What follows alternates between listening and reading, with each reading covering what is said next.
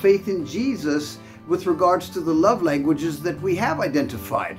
Recognition of facts is only part of the dynamics of harmony. So David and Ela speak of their faith and those love languages in this video. So let's roll it.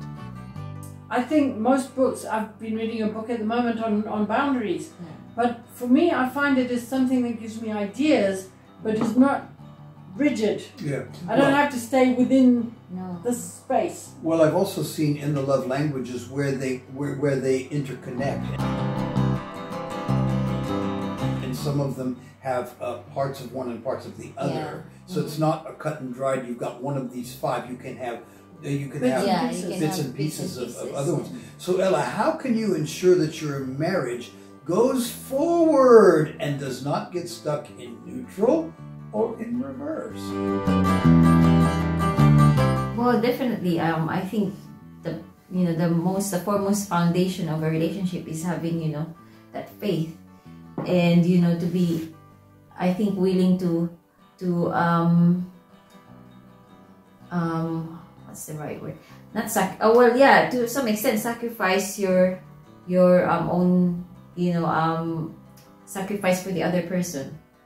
Like, if you think about the other person, if you think about what would make someone happy, what would make someone that person doesn't even need to say this is what makes me happy, but you naturally see what makes fills his cup to overflowing, and you actually focus on that. And I think the way that we can bring that forward in a relationship is to just constantly checking each other out, having good open communication, and first and foremost is of course putting God in the center of everything. Come on. Okay. Because without Him we won't be together. No, of course not.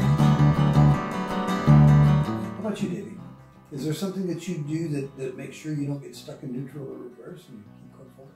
I think part of the learning experience, going back on the love languages, which I think is quite central, is when you learn what the love language is, you have to take action to do something about that with that knowledge. So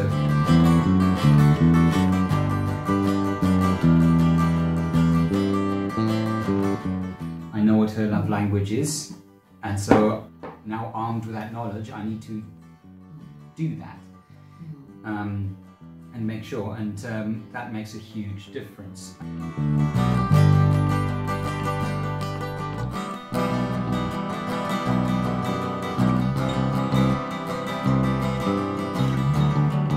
So, just as faith without works is dead, so are facts if they're not accompanied by action. And David and Ela expressed that quite well, I think.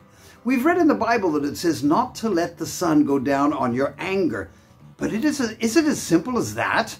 That'll be next week's topic. God bless and see you then.